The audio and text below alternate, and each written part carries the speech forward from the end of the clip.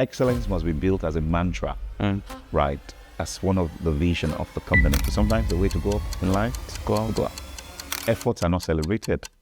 Only results are celebrated. Lend yourself to be able to help in the business, beyond your frontiers. You just do not know who will be at the table or speaking when the promotion comes. It's a tough one. When you seek God, goods will come. The time you spend with God will reflect on the kind of life that you lead.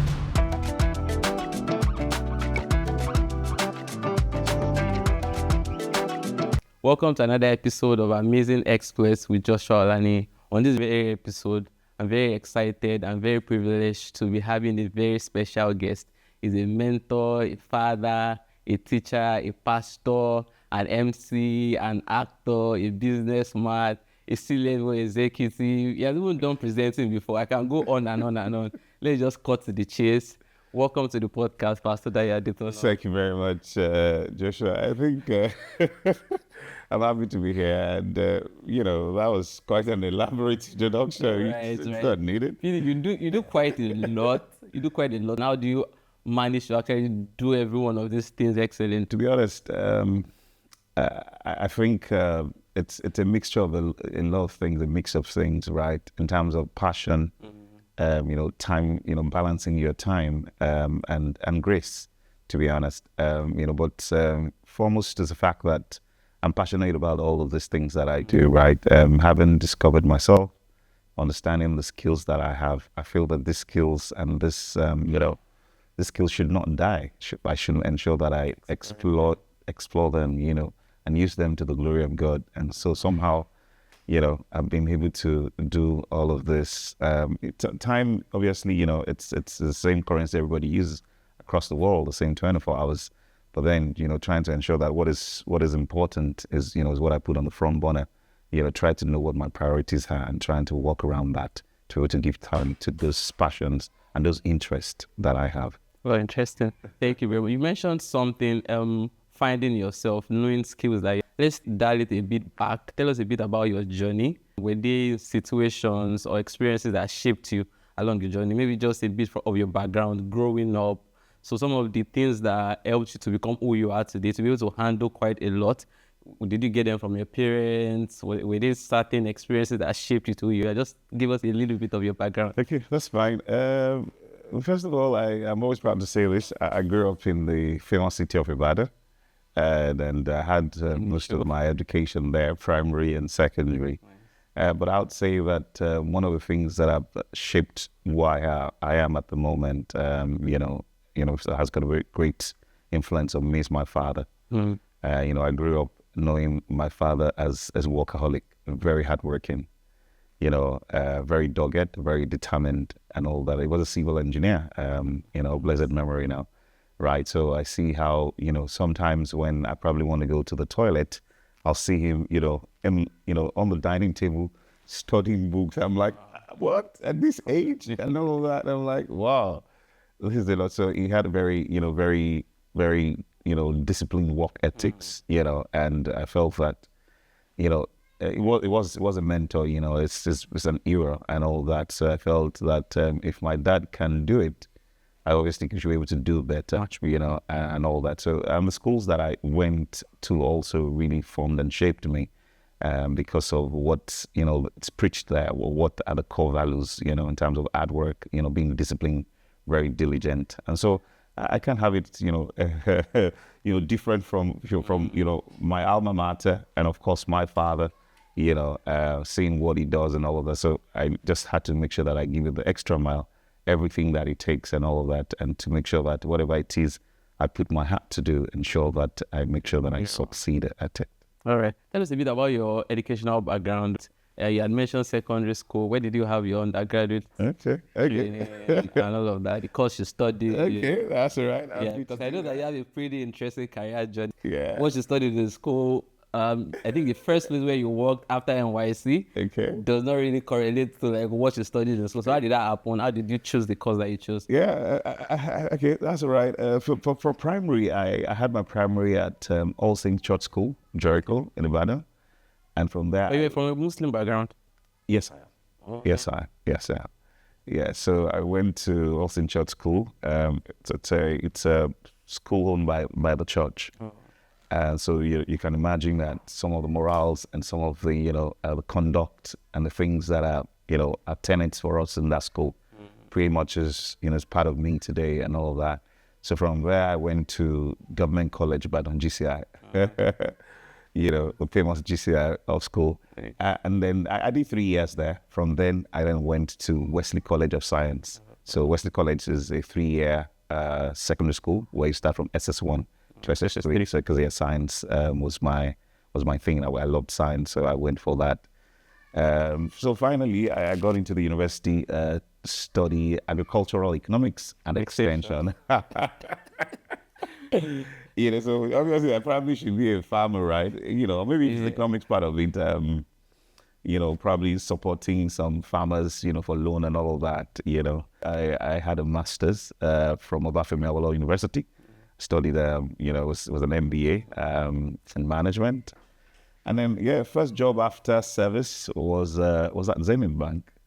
So I was there at Zenith Bank. I was there for like a year. I was in retail banking, and from there moved around, to other places, into telco, from telco into electronics manufacturing, into education, non-profit at the one space, which is where. Interesting. Yeah, we might still talk a little bit about what you did at these places, but let's talk a bit more about, because I know you mentioned finding yourself, and getting to know the skills and trying to make sure that you get the best of them. So, like, how did you find purpose? Okay. And also, is our purpose tied to a particular field, a particular sector? Well, that's a very beautiful question, which I think a lot of people probably, try to struggle with and all of that. And I think that I'll be very honest also that it was a very big task for me trying to figure it out. But then one important thing was that, much later in life, and all that, I'm the only one that kind of lied to myself. So I sat down one day and felt that, okay, what are the things that, I think I can do effortlessly well? What are the things that come to me naturally, and all that? And one of the things that come naturally to me is that I love speaking, I love talking, and I felt that I could do that very well, such that, earlier in life, and even till now, right, I started talking, I started doing public speaking, for example. I started anchoring weddings, AGMs. You also had this thing in Inspiration FM. Yeah. So no. So it wasn't Inspiration FM. It was Golden Voice of Ekiti. Oh. And then I was also on Positive FM. So I was on 2 radio stations, at the time. I did that for about a year or 2 years around, and all of that. And then when I was serving, I was on Radio Clara, for a year. I was on Radio Clara, and then I was also president of Nigerian Christian Corpers Fellowship, at that time. So I saw those things and felt that it just made sense for me to go into things that I, naturally was drawn towards, which I had strength with. I just do some things effortlessly, and people are like, oh, that was great. I'm like, really? I felt that and all that. So, to take that further, there was a time I had to say, Lord, I want to understand my purpose. Am I sure I'm doing your will? And all of that, I took some time to pray. Jeremiah said something, Jeremiah 1:5, I think 1:4-5 was just talking about the sad fact that before you were formed in the womb, he said, I've known you, and then went on to talk about the fact that, I appointed you as a prophet to the nations and all that. So I wanted to know what it is that, the Lord had appointed me to do. So I felt that all the things that the Lord had given to me as gift and all of that, was aligning to where my purpose was, right, in terms of what I was doing, the career. Sometimes for some people, they might be doing their purpose by the side, and they have their job by another side, right? Such that, what I recommend is that in case your purpose is not what your job is at the moment, just understand that that's your job, but then your work is your purpose. And so when you do it from 8 to 5, or something, give some extra time, right? If that makes sense, to your purpose.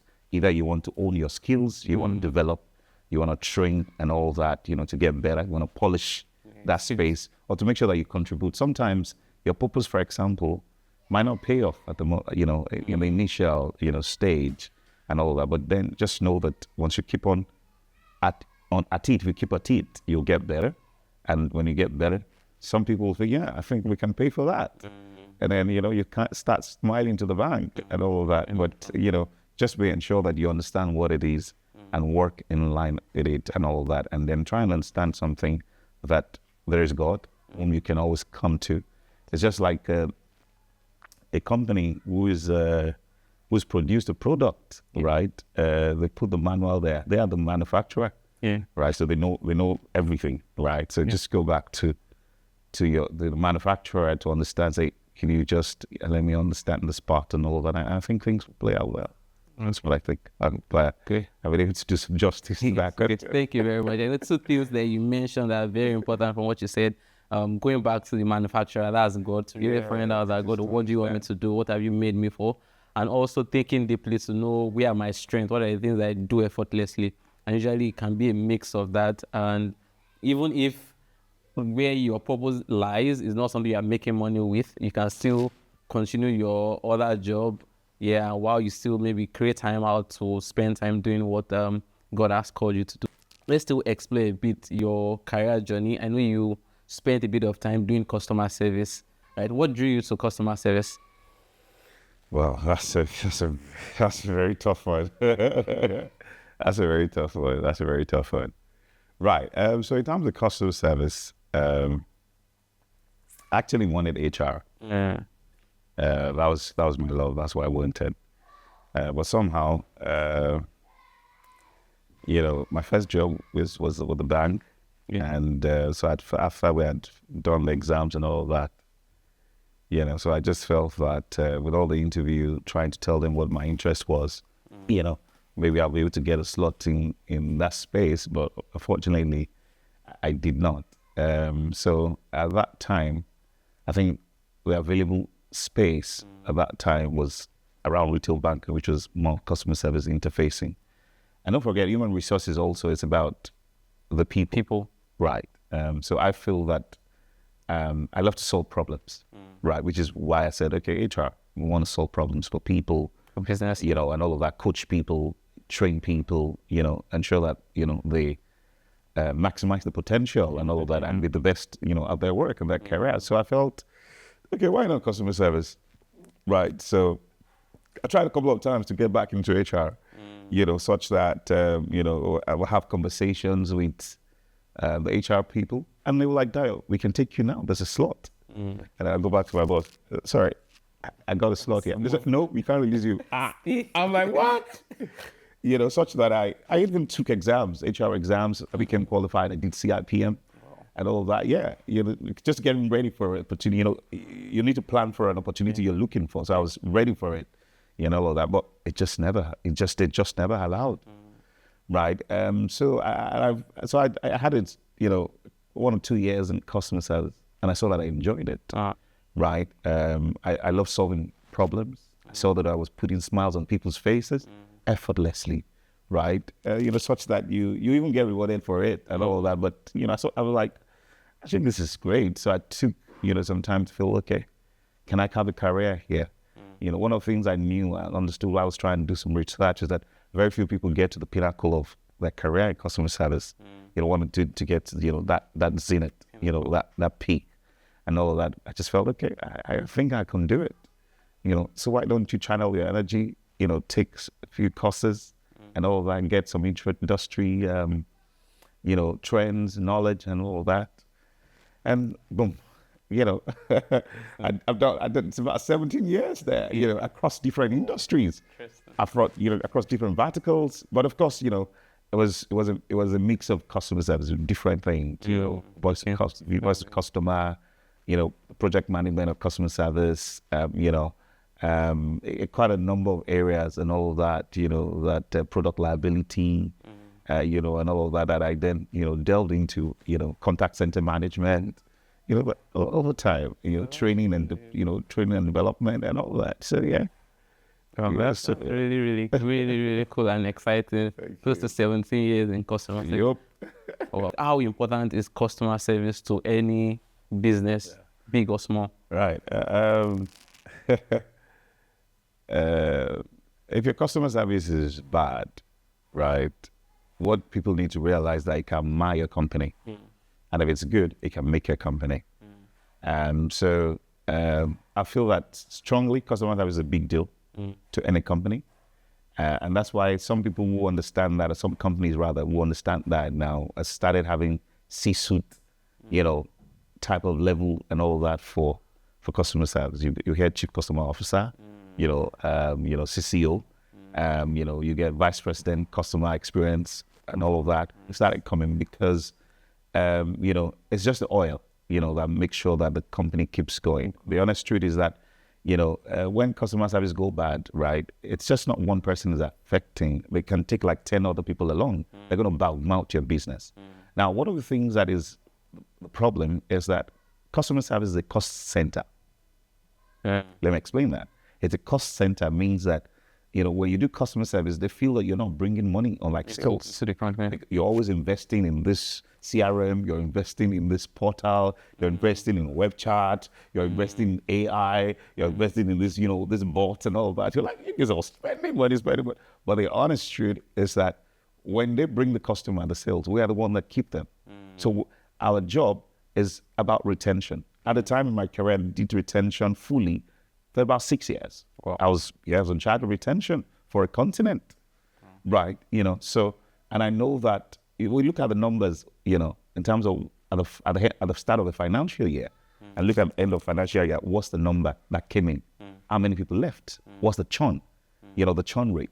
People need to understand all of that. So for companies who, who have come into maturity, know that customer service is a big deal, and they should invest, put their money, there to invest and all of that, so that you don't lose them, because these customers we're talking about can be the evangelist, the ambassador, talking about the business all around. Experience this company and try it out. Exactly. We're going to spend lesser money on budget, for budget for advertisement. Sure. I tell you, there's some businesses that they come to a particular point, right, where the budget on advertisement, on adverts and all that, are reduced because they've gained, some very serious customer base in terms of the market share. Who obviously are the people that are, begin having these conversations with new entrants into, or people who are interested for potential. Exactly. So we need to leverage on that, build campaigns around those things such that, the followership in terms of customer base, so that they get rewarded for referrals, referral programs and all of that, But who's going to refer when you mess them up? Nobody's going to talk about that. Still in line with small businesses, startups and all of that. So how can, like, a business owner, can be a single person or a small startup or a small company, how can they build an excellent customer service culture for their company or for their business, a mix of excellence, quality, and then great customer service? What are 1, 2, 3 steps that they can do? They might not be able to hire maybe create an exact role for someone that handles customer service, but then how can they treat their customers better, or what can they put in place to help them build a very good culture? That's good. That's a very good one there. And to be honest with you, I was going to start from recruiting right. Right. You might not be able to recruit the experts or the people that probably might have worked for multinationals and are looking for very big salaries, right? But then you need to recruit right. What's important is the fact that when you recruit people, ensure that they're passionate about what they do, not people that just ended up in an industry or a career out of no job, right? Because that happens a lot in Nigeria. Right? People just get a job like, that was what was available, I just had to take it. No, do you understand my point? Right, so you need to recruit right either way. If you cannot go for the top end, in terms of the people you recruit, make sure that they are the right fit. They've got the right attitude. They're very, passionate about it, and they've got some little, sort of knowledge. And what's most important, Josh, is the fact that excellence must be built as a mantra, right? As one of the vision of the company. Such that when you have that, it means that you're measuring it. When you have it as a vision or a mantra, you must be measuring it. You have to have a KPI around it, something you probably want to check every 6 months, or maybe once yearly, and all of that to ensure that. So, but once excellence is not part of your mantra, you will not be able to walk in that line, and all of that. So once you build that, you need to make sure that you build a culture of excellence, for example, in the staff, everyone. And let me say this quickly. Sometimes people say customer service department and all of that, you're right. I feel that everyone is in customer service once you're in the company, because you are the channel or a gateway to the company. Sure. And all of that, right from the security man, right, to the people in sales. For example, someone is a very good salesperson, but has been rude. It's not been customer centric. It's not been patient. When that they're having conversations with you, when they're doing their sales pitch and all that, that's a red flag already. They're like, no, this guy's going to get me as a customer. When it comes to time of maintenance and servicing, this is like an eye opener of what I'm going to get. I'm going to run away. Yeah. So people need to understand. They need to understand that. So building the excellence culture in the people. And I think thirdly is the fact that I'll call it, let's say, third party or outsourcing, right? If you know that you can't have it, there's some companies who are in that space, right? Who have other companies, a lot of companies that they're working for, whom you can leverage, their expertise. Their resources. Okay. Apple, yeah. So we've got a lot of BPOs, we call them business process outsourcing companies. They've got the CRM, they've got the tool, they've got the hardwares, they've got the headset, they've got the lap, every other thing. They've got them. They've got the CRM. They can, can show you your first call resolution, your service levels, your average handling time. All of this. They can show you your CSAT and all of that. If you think you can, just approach such companies, right, to do it for you. And all of that, share the reports and the insight with you, in terms of what your company is doing. And then with time, I think progress can be made in that space, right? And also ensuring that you go for the best. People who are excellent, who are tested and trusted, who have worked with, very fantastic companies, the blue chip companies and all of that to deliver that same result at a cheaper rate, but it's just outsourced. And then when you know that the time is ripe, you feel that you've got the capital, you've got the big chest capital, then you can bring it back in house and all that. So that's what I'll recommend, in that space. Great. Also, still looking at your career journey, still, right? I noticed that you had you got different awards at different point in time, from NYC Merit Award and then Globalcom, Samsung, and all of that, right? So how are you able to make so much impact that it becomes recognized in a company that this person deserves an award? Wow. Well, that's a lot of research that you do there. Yeah, right. Yeah. I'm really grateful to God for all those awards, no doubt.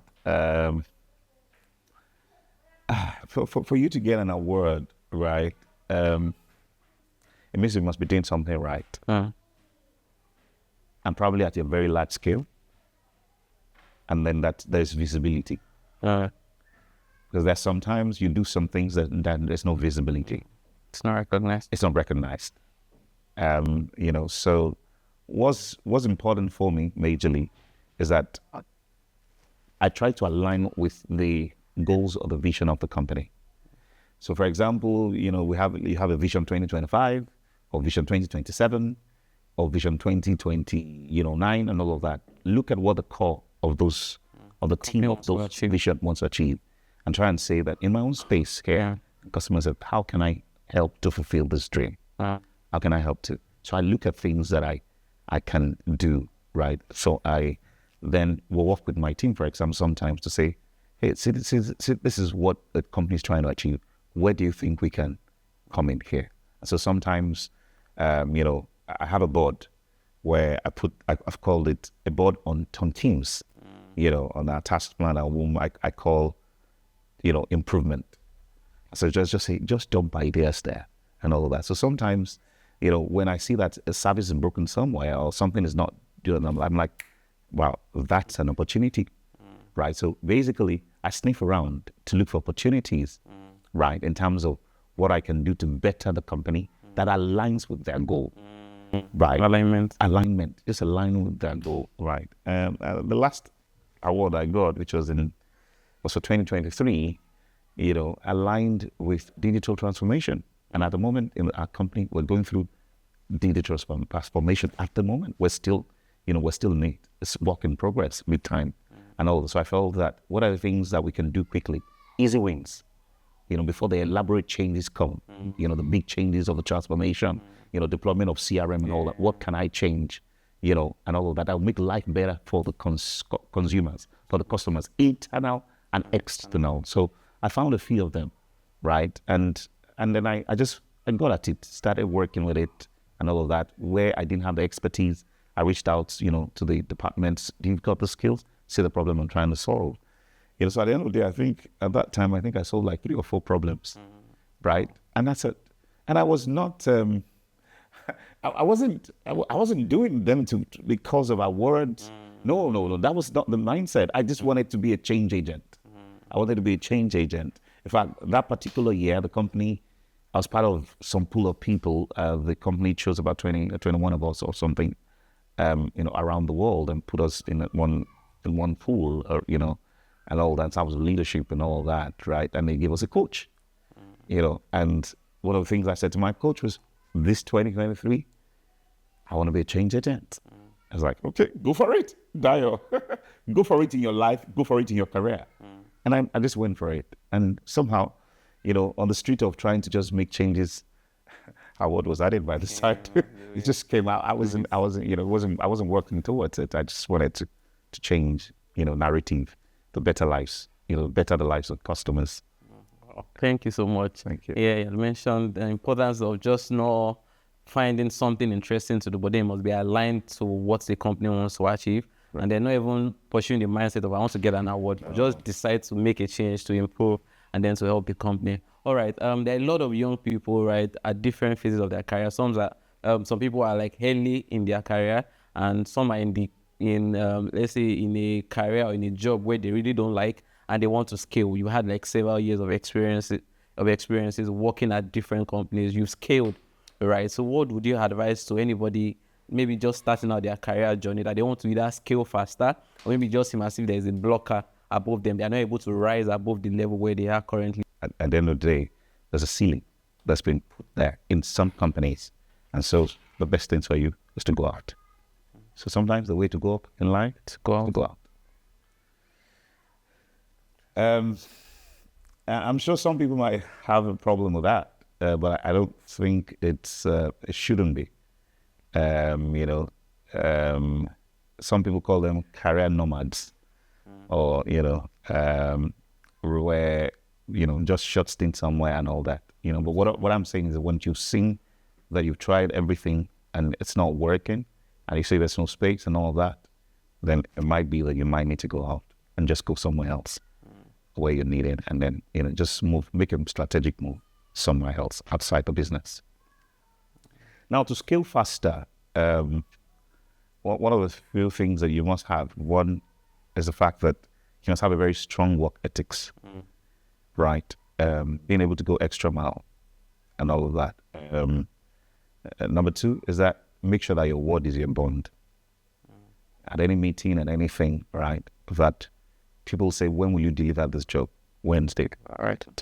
Right. In fact, you say Wednesday, deliver on Tuesday. So it's a function of you under promising and you over delivering. Come on. People like that. Not that, Wednesday, so sorry, something came up. People don't want excuse in career. They want result. People, efforts are not celebrated. Only results are celebrated. And number 3, if I'm counting well, is that, right, you must have the right attitude. Yeah. You must have a very, very good attitude. There's nothing as bad as having a bad attitude, a broken attitude. What it means that people cannot trust you. Okay. You won't be able to come into this place of leadership because people feel that they just wouldn't know. Because such people are termed to be very erratic. They just will not know what they will hear from this man or what they will see and all that. So that becomes a problem, and all that. So people are like, hey, and all that, Your communication must be sharp, self-confident. I want to say to someone listening to this, you've gotten to where you are. It's not because you're a fraud. There's something we call imposter syndrome. You just feel that it looks like I'm a fraud. How did I even get here like this? Yes, Now Rabaruzu. No, it's not Rabaruzu. It's you've done great work. So we're very confident on that and ensure that your communication skills very top notch, very clear, very concise. When you're sharing your thought, when you're portraying or trying to, pass your thoughts across, and all of that is very important. And being ahead of the curve, being ahead of the curve, something to put you ahead. being ahead of the curve, one step ahead of, and all of your peers, right? And it might be from industry trend, industry information, your knowledge, your knowledge base must be top notch. Keep adding value, keep adding more information. If you need to take a certification, take it. You need to take a master's, you mentioned it, take it. Because somehow it helps you understand the business part of, the commercial part. Be able to speak those linguas in meetings, those business lingua and all of that. After, once there's consistency with you also, we are very consistent, you're dependable, people will give you a chance at it. They'll give you a chance at the table. They'll give you a chance to say, this guy needs to write. And then once you are prepared for it, you'll be able to deliver. Exactly, yeah. Particular. And like sometimes what you need to also understand is that sometimes where some opportunities come, just take advantage of them. Right? They say, I want to do this. I like, all of that. Lend yourself to be able to help in the business. Beyond your frontiers. You just do not know who will be at the table or speaking when the promotion comes. When they need to do the grading of your promotion or to give you a grade, someone there whom you've been of help to can just be the one who's going to speak for you. Just become the sponsor. And you would not know. Maybe later just say, you know what? I was the one that sponsored you. Yeah, like, wow, really? Thank you. And all of that. So please, youths, people coming up, we kind of identify some of these things. It's very important, as you grow your career. Stay humble. All right. Thank you very much, PD. It was very, very insightful. I picked a lot of things from what you said. One very, something you mentioned that I want you to speak a bit more about is leadership, right? I know that you've led at different points in time. You've led people as a pastor, you've led as a manager and all of that. Are people born with leadership skills? What are the things that a person can do to actually build leadership traits such that the people want you to lead? I think it's a mix of both, really. I feel that some people are just born because of your personality, for example. Somehow, leadership becomes very natural to you. But then I'll say this very quickly at this juncture: the leadership can be learned. It can be learned. It can be learned because what are the qualities that makes you tell people that, well, that's a good leader? One of the few things is that number one, character. Number two, you'll be able to communicate well. If you cannot communicate the vision, you're not a good leader. Number three, you must be commitment. You must be committed and dogged to a particular vision and all of that. That's why people will be able to follow you and all of that. So, go for leadership trainings, and all of that, read books to understand what it is, right? And then begin to be intentional about improving in that area, the areas that you feel that you have scored yourself low or that you think you don't have. Throw a 360-degree feedback to people around you, either in church, in your office space, and all of that. Anonymous, to say, what do you rate about my leadership, whatever, in this place, what would you rate me and all of that? And once you see that some areas you're not doing great on it, then that means that's your improvement area. That's a gap that needs to be fixed. And you get my point. Yeah. That's a gap that needs to be fixed and all of that. And so, being consistent, coming up, to standing up to it, to be able to be a leader, you will be able to, come into that space and all of that. Because, when you say you're a leader, it means that you're followers, right?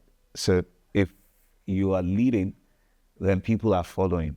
Yeah. It's just somehow, you don't even need to go and say, follow us, come on. No, but the people just gravitate and say, there's something we see in this guy. This guy's a leader. We're going to follow him. If he tells us to kill, we'll kill. If he tells us to do this, to put our hands in the fire, we're going to, because, they've seen some leadership traits, qualities, and they believe in the vision that you are selling, and it's something that they align with, that's aligned with their values. You've seen values that you display, and all that. Come on, they're going to follow you. And they see that you're a good listener. Leaders are meant to be very good listeners, right? Yeah. you know, and they live by examples. You just don't, you walk the talk.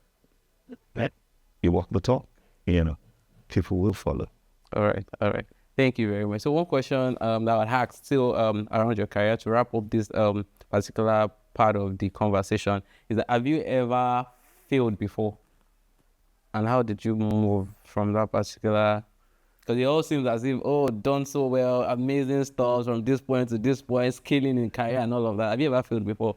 Or what like one very experience you had and how did you like move from it? I've failed before. And I was vulnerable enough to say that, yes, I have failed before. It's a tough one. Yeah, so it was, yeah, it was one time in my journey, my career journey, I was saddled with a particular responsibility. Sure. And so somehow, because I've been doing my job so well, other tasks were introduced.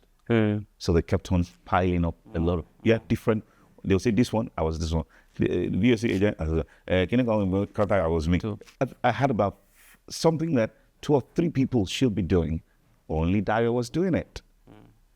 And now I've had a conversation, you know, when I saw that this thing wasn't going well, the load was so much. I had a conversation and say, hey, can I get someone? They're like, no, so, no, we can't do that now. It's not right, the time for the business, just keep going. So I kept on doing it. And so I focused on some core of the job and then I dropped the ball somewhere. Yeah, so there's something we call, like, it was around replacement, right? So I had quite a number of them that I'd done. I'd given to customers to make sure that customers are, you know, feel good, feel fly, put smiles on their faces, you know, recover service has gone back.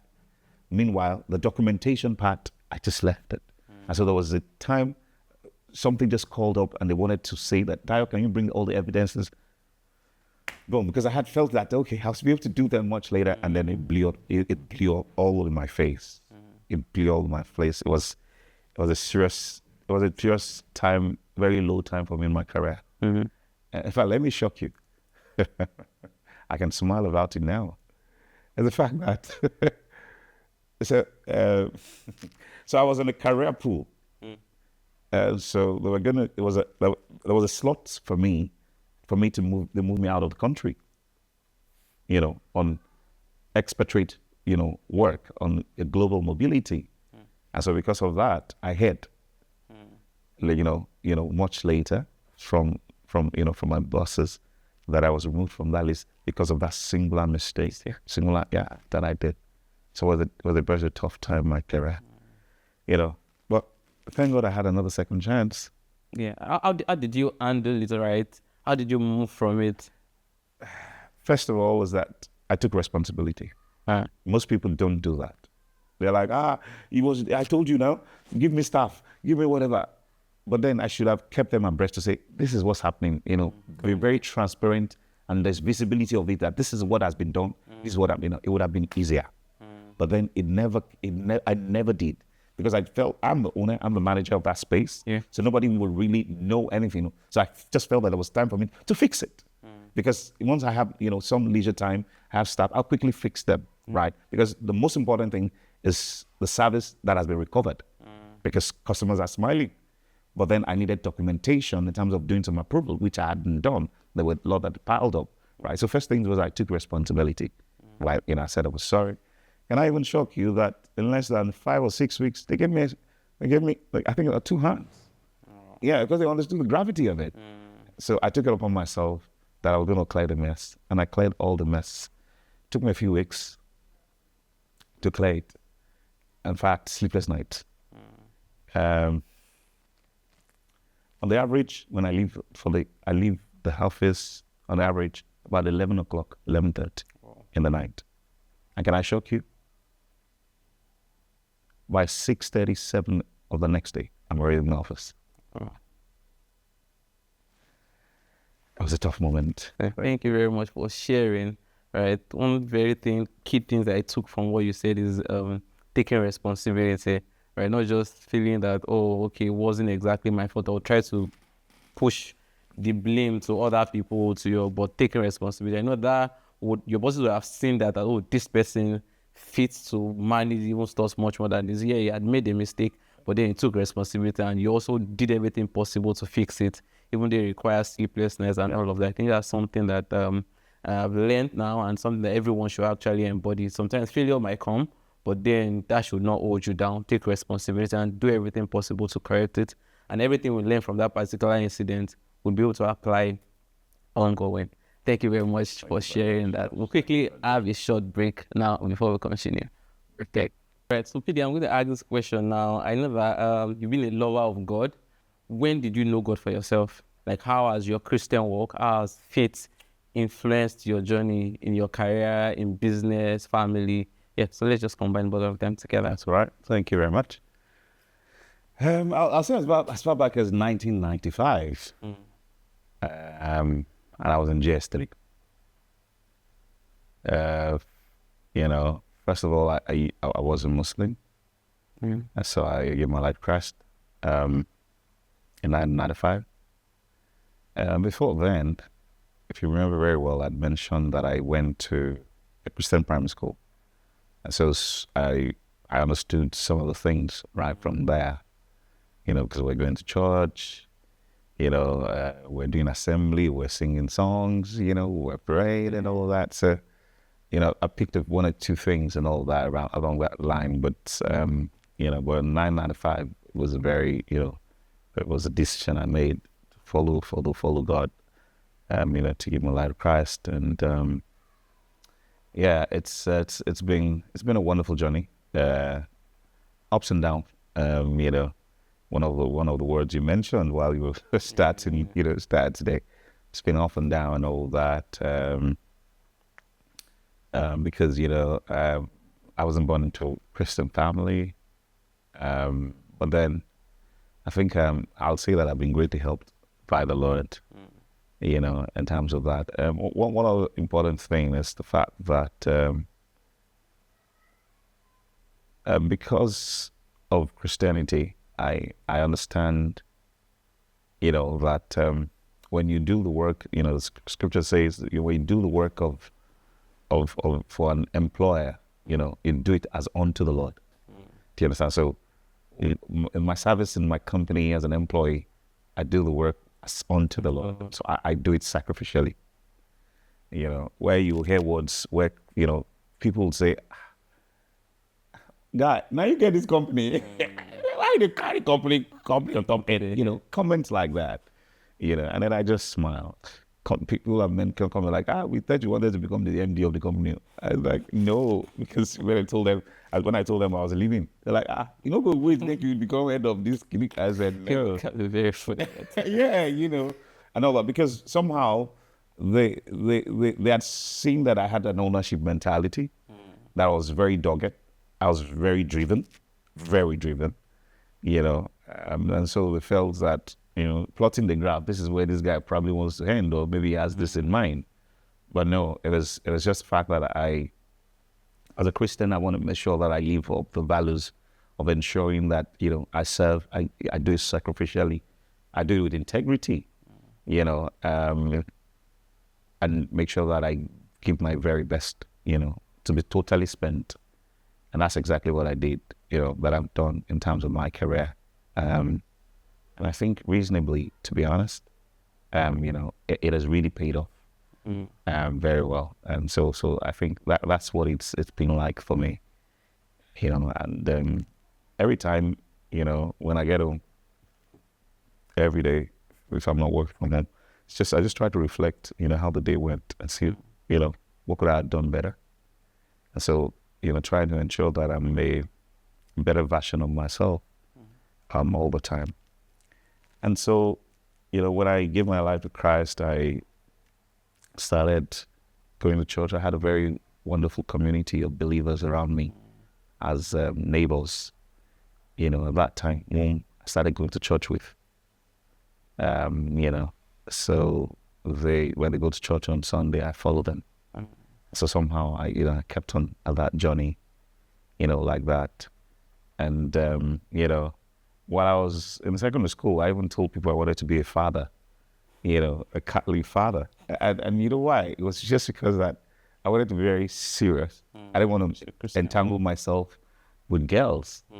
Right? Yeah, because a lot of my mates and friends were having boyfriend girl. I'm like, what? Nah. I'm not And I just stay. and so when say, now I've committed, I've said something, so I needed to stand by it. So I can't say it, and that's why the same thing today. Whenever I walk into a space, after a while, I'll declare to them I'm a Christian, and You just know what not to bring. yeah.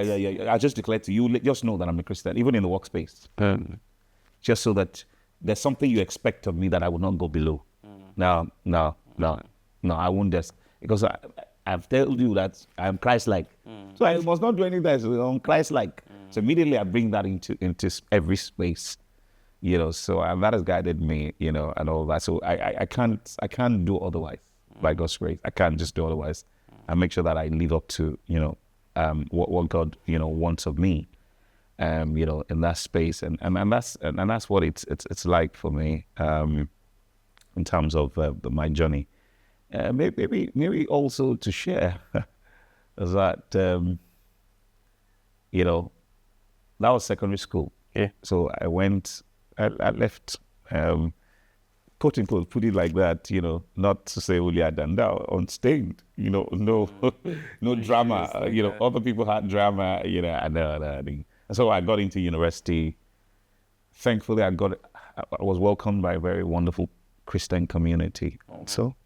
I lived with someone who was younger brother, was my friend in primary school, in the secondary school rather. Okay. And so, naturally I just joined the fellowship, and then I just, I got closer with God. It was in the university that I got closer to God, studying my Bible, having a very regimented life in terms of quiet time, what we call quiet time, and making sure that, I pray in the morning, study my Bible, and then I was exposed to a lot of books. I read a lot of books. Back in school then, there were a lot of magazines that, that was always flying around, that was a blessing to people. Ken Hagin, and also I started reading a lot of Ken Hagin's books, a lot of Benny Hinn, Good Morning, Holy Spirit, The Anointing, quite a number of books I started reading, that shaped my Christian journey, because I joined an Orthodox church, or fellowship rather, while I was in school, while I was going to an Orthodox church back at home. It was a mix of Orthodox as, CSE, and then one of the Pentecostal church and all that. So that, and then so when I got into university, I started serving. I just kept on serving. And so people then identified and said, okay, come on, become a leader. And then I just became a leader, gave me a few posts, drama, editorial, publication, such that at the time I became the joint, something we call the Joint Campus Fellowship. Yeah. I was also an ex-co of the Joint Campus, editor, publication at that time, and then that's how the journey has been. I became president of the Faculty Fellowship. I'm like, really? And then, I've just loved the Lord since that time. It went on like that. I went for service. I became president of Nigerian Christian Campus Fellowship. I'm like, what? I'm the least qualified here. I wasn't president of fellowship. Like mine was just faculty fellowship, very small. I wasn't president of, NIFES or CU or MCF, which I wasn't. Somehow I became president of Nigerian Christian Campus Fellowship. I'm like, wow, that's a big one here. I just cried to God for help, helped my journey, and that was it. And then coming into Redeemer Ministry, I was serving, and then a friend to a friend of mine was my prayer secretary at that time. I came to the family house, and then we met each other. I met him, so when I met him, we exchanged contacts, and that was it. And so one day when I'd come back from service, I started attending, another church, and then I was just on the road one day, and they saw me. I'm like, you know, I think they called me Papa or something at that time. You're like, and all that. And he was like, wouldn't you like to join the youth ministry? I'm like, why not? I just want to serve the Lord. And that's how I got into youth ministry, you know, with the Redeemed Church of God. And, you know, and I love giving back to youths. I love, you know, just speaking, you know, having conversations, you just get, you know, better, making sure that people are on the journey and, you know, on the walk with God. Having intimacy with the Lord is very, very key for me. And of course, you know, when they have intimacy with God, also make sure that they prosper in what they find themselves doing. Right. And, you know, that's what the journey has been like, you know. Right. That's like really, really interesting. Yeah. Thank you very much for sharing. Yeah. All right, so instead of like wrapping up this particular section, there are a lot of youth now with a lot of distraction from social media, from peers, and all of that.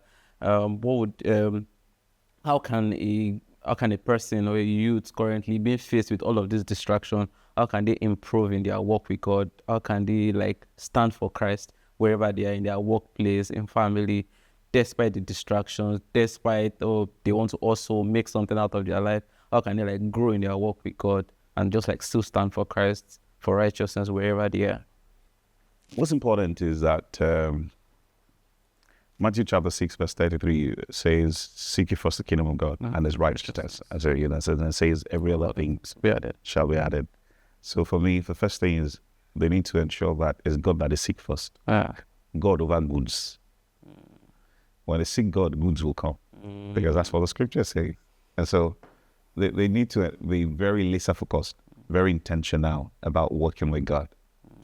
Right. And such that they need to build some, like a regimented life around it in terms of, you know, when to come to the Lord in the morning, what time are they defining? Right time. You know, find time, that works, and make sure that they keep at it and be consistent about it. You know, Psalm 50 verse 5 was talking about, you know, a covenant of sacrifice. So the right walk that they must walk with God must be very sacrificial, right? Social media, pressure and all of that are distractions, and they already know it, all right? So this appetite that they must jettison. There was a time in my life that social media was deleted from my app, on my phone. It was for a year, you know, no social media app, no. The only thing I care for probably WhatsApp. Do you understand my point? And so, you know, that time will be a time for building for them, for example, right? Because when you go to social media, what do you see? Pictures, people's life and all of that. Some of them are fake, you know, and all of that. There's a lot of pressure and all of that, you know. So, you know, they just block all of that. Block entirely, delete it, block it. It's not adding value. It's not adding value. When you know that you are able to handle it very well, and it's not all of that, where you schedule and know the time you spend. And some people spend 3 hours, 4 hours, 2 hours or so. Before you know, you just scrolling, swipe. Before they know, breakfast, lot, and what? So my question is, do you spend that much time with the Lord? Some people have not even given a tenth of their 24 hours to God yet, but they're giving a tenth of it to social media. They're like, do you see what's happening on social media? Did you see someone's the new trousers? What value is that? What's value? So they need to understand what's important. Do you understand my point? Especially if they want to walk with the Lord, they want to be a carrier of God's glory. Do you understand my point? They want to enjoy the abiding presence of God, right? You know, you must spend time with God. You know, the time you spend with God will reflect on the kind of life that you lead and the kind of, you know, disposition and power that you are able to enjoy in terms of the dimension of your walk with God. And so that's it. So they should know what's priority, and you know, and just give time to it. It's a matter of time, you know. Social media will come when you think you're more mature, you can spend time on it, and don't let anybody put you under pressure. Lay your lane. Lay your lane. Some focus, laser focused about where you're going, you know, because you have a picture of what the life you want to lead. Do you understand about? And you have a picture of what it is God has said to you about what your life will look like. And so you must walk in that line. There's a price that you must pay for the prize that is ahead of you. Thank you so much. So any final words for people out there, people listening and watching this particular episode? Please find what your purpose is. Know why you came to this planet Earth. And make sure that you spend every minute, every second of it ensuring that that purpose is fulfilled. And I can tell you for free that once you do that, what you'll become or what you'll enjoy is that you'll become a man of impact. You'll be a man of influence. And thirdly, what will come with it is that income will also come. Yeah, it will come with it. Stay focused and be diligent in the work that has been committed to you. Give it all that it takes. And may God's grace help and keep you. Amen. Thank you very much. Focus on your purpose, and then once you keep working and doing what you need to do, following God, before you know, you become a man of influence, impact, and the last income would also come. It's been an interesting, very, very impactful session with Pastor Dayo Adetono. Thank you so much, sir, for coming around. Thank you so much, everyone, for watching this particular episode. Most new episodes are out. You still be able to watch them on this channel or wherever you're listening or watching on YouTube. Thank you so much. I'll see you guys on the next one. Bye.